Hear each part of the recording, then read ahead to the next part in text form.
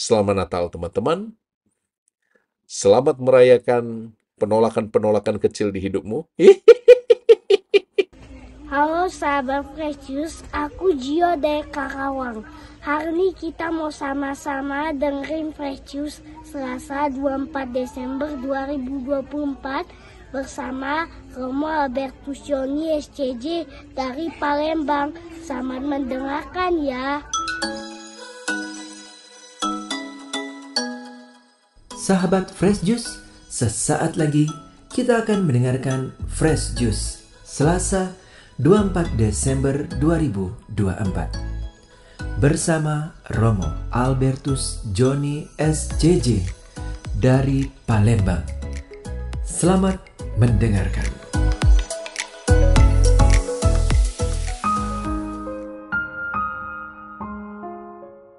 Sahabat Daily Fresh Juice yang diberkati Tuhan, salam Fresh Juice, luar biasa. Saya Romo Koko SCY dari Komunitas Provinsial SCY Palembang mengundangmu hari ini untuk masuk dalam wilayah Sabda Allah yang menghidupkan, yang menyegarkan. Mari kita kupas bersama-sama Injil Yesus Kristus menurut Lukas bab 2 ayat 1 sampai 14. Pada waktu Kaisar Agustus mengeluarkan suatu perintah, menyuruh mendaftarkan semua orang di seluruh dunia. Dan inilah pendaftaran yang pertama kali diadakan sewaktu Kirenius menjadi wali negeri di Syria. Maka pergilah semua orang mendaftarkan diri masing-masing di kotanya sendiri. Demikian juga Yusuf pergi dari kota Nazaret di Galilea ke Yudea, ke kota Daud yang bernama Betlehem. Karena ia berasal dari keluarga dan keturunan Daud supaya didaftarkan bersama-sama dengan Maria tunangannya yang sedang mengandung. Ketika mereka di situ, tibalah waktunya bagi Maria untuk bersalin. Dan ia melahirkan seorang anak laki-laki, anaknya yang sulung. Lalu dibungkusnya dengan lampin dan dibaringkannya di dalam palungan karena tidak ada tempat bagi mereka di rumah penginapan. Di daerah itu ada gembala-gembala yang tinggal di padang menjaga kawanan ternak mereka pada waktu malam. Tiba-tiba berdirilah seorang malaikat Tuhan di dekat mereka, dan kemuliaan Tuhan bersinar meliputi mereka. Dan mereka sangat ketakutan. Lalu kata malaikat itu kepada mereka, "Jangan takut, sebab sesungguhnya aku memberitakan kepadamu kesukaan besar untuk seluruh bangsa. Hari ini telah lahir bagimu juru selamat, yaitu Kristus Tuhan di kota Daud. Dan inilah tandanya bagimu, kamu akan menjumpai seorang bayi dibungkus dengan lampin dan terbaring di dalam palungan." Dan tiba-tiba tampaklah bersama-sama dengan malaikat itu sejumlah besar bala tentara surga yang memuji Allah, katanya, "Kemuliaan bagi Allah di tempat yang maha tinggi dan damai sejahtera di bumi di antara manusia yang berkenan kepadanya." Demikianlah Injil Tuhan. Terpujilah Kristus. Pertama, selamat merayakan Natal. Akhirnya Natal yang kita tunggu tiba juga. Romo ingin menyapamu pada hari ini, terutama Anda yang mungkin masih berdinas karena urusan tugas Anda belum bisa berjumpa dengan rekan-rekan, kerabat, sanak famili di rumah. Jangan khawatir. Renungan Daily Fresh Juice ini didengarkan oleh banyak orang. Dan kita mendoakanmu, kita berharap agar semua yang baik dilimpahkan padamu, terutama yang bertugas di tempat-tempat yang jauh yang belum bisa berkumpul bersama keluarga dan sanak famili. Kami adalah keluargamu. Mantap! Teman-teman yang diberkati Tuhan,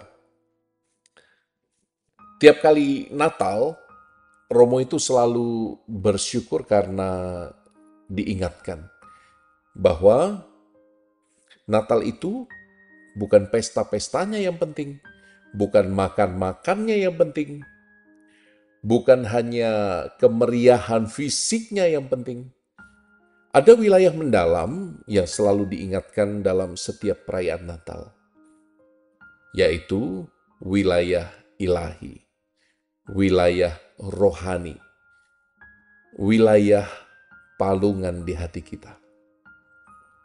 Ada alasan mengapa Sang Firman menjadi manusia, mengambil rupa seorang kanak-kanak yang lemah, mengambil rupa yang dalam Injil hari ini kita saksikan dibungkus dengan kain lampin, dibalut,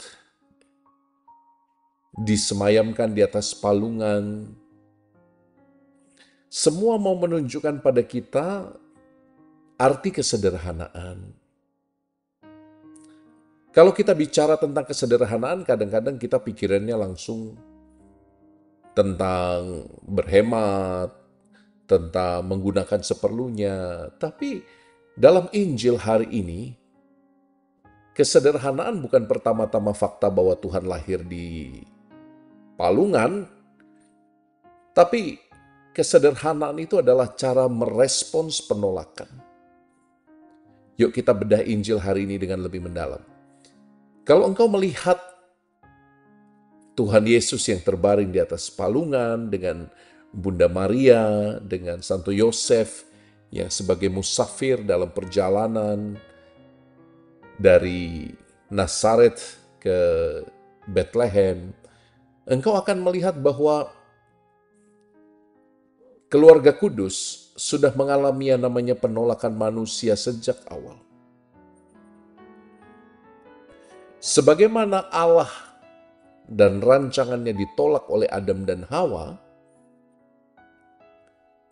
sekarang ketika Sang Mesias yang baru lahir ini hendak menampakkan cintanya, dunia juga menolaknya.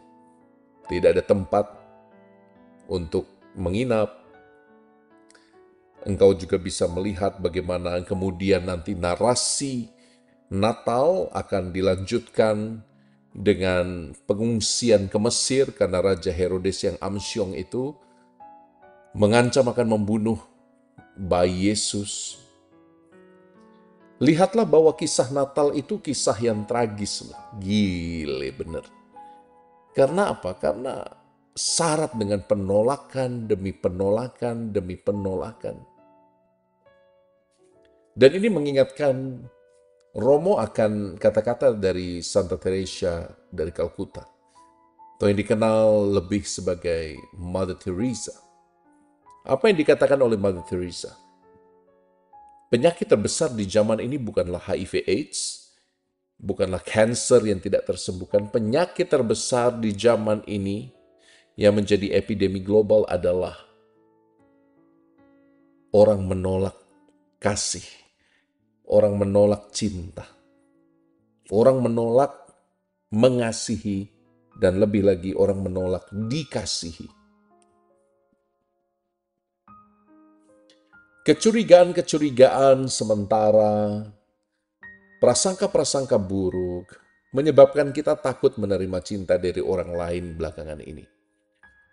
Dan saya harap satu karunia Tuhan yang diberikan padamu selama masa Natal ini adalah supaya kamu mengetahui bahwa resiko menerima cinta adalah mungkin hatimu akan tersakiti, tapi hanya dengan resiko itu kita bisa mengerti jalan pikiran Allah. Membiarkan diri masuk dalam wilayah dan potensi untuk disakiti, menyebabkan kita juga bisa mengalami banyak hal indah, banyak kehangatan hati, banyak ketulusan, banyak canda tawa, banyak kegembiraan-kegembiraan hidup yang selalu berdampingan dengan penolakan. Alih-alih berfokus pada penolakan demi penolakan, lihat bagaimana cara keluarga kudus menghadapi penolakan itu. Mereka menjadi kreatif, mencari jalan alternatif, mencari jalan yang terbaik, bekerja sama dengan rahmat Tuhan, lalu melihat gua di kandang bukan sebagai tempat yang hina, tetapi tempat yang nyaman. Artinya apa? Keluarga kudus menghadapi penolakan dengan elegan, karena dia tahu Bunda Maria tahu, Santo Yosef tahu, Tuhan Yesus sendiri tahu bahwa jalan cinta risikonya selalu penolakan. Jadi alih-alih kita bersedih hati, bersusah diri untuk penolakan-penolakan yang terjadi, mari menjadi kreatif, mari menjadi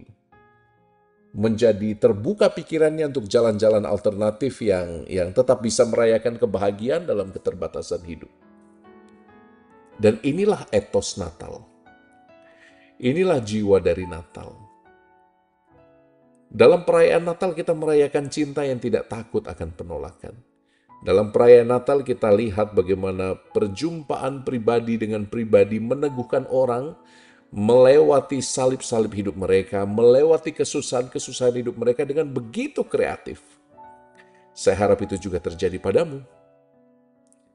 Maka alih-alih menangis, merasa diri paling susah, ingatlah bahwa Kristus memberi kita kekuatan dan rahmat untuk menjadi kreatif dalam hidup. Untuk tidak gentar pada penolakan yang terjadi di hidup kita. Tetaplah setia di jalan cinta. Tetaplah setia di jalan kasih. Sesakit apapun kau akan dapat menanggungnya. Selamat Natal teman-teman. Selamat merayakan penolakan-penolakan kecil di hidupmu. Selamat berjuang untuk menemukan jalan-jalan alternatif yang mungkin membawa kita pada kejutan-kejutan kecil dalam hidup, dan karena itu bukan hidup kita menjadi lebih bermakna, lebih berwarna, lebih berarti. Minta rahmat Tuhan ya, supaya terutama pada masa-masa penuh rahmat ini, kita semakin diubah, ditransformasi dengan keberanian Kristus. Saya Romo Koko SCY memberkati engkau sahabatku, dalam nama Bapa dan Putra dan Roh Kudus. Amin. Tuhan sayang padamu, Tuhan sayang padamu. Salam Fresh Juice. Bye. Sahabat Fresh Juice, kita baru saja mendengarkan Fresh Juice Selasa 24 Desember 2024. Saya Yofi Setiawan beserta segenap tim Fresh Juice mengucapkan terima kasih kepada Romo Joni untuk renungannya pada hari ini. Sampai berjumpa kembali dalam Fresh Juice edisi selanjutnya.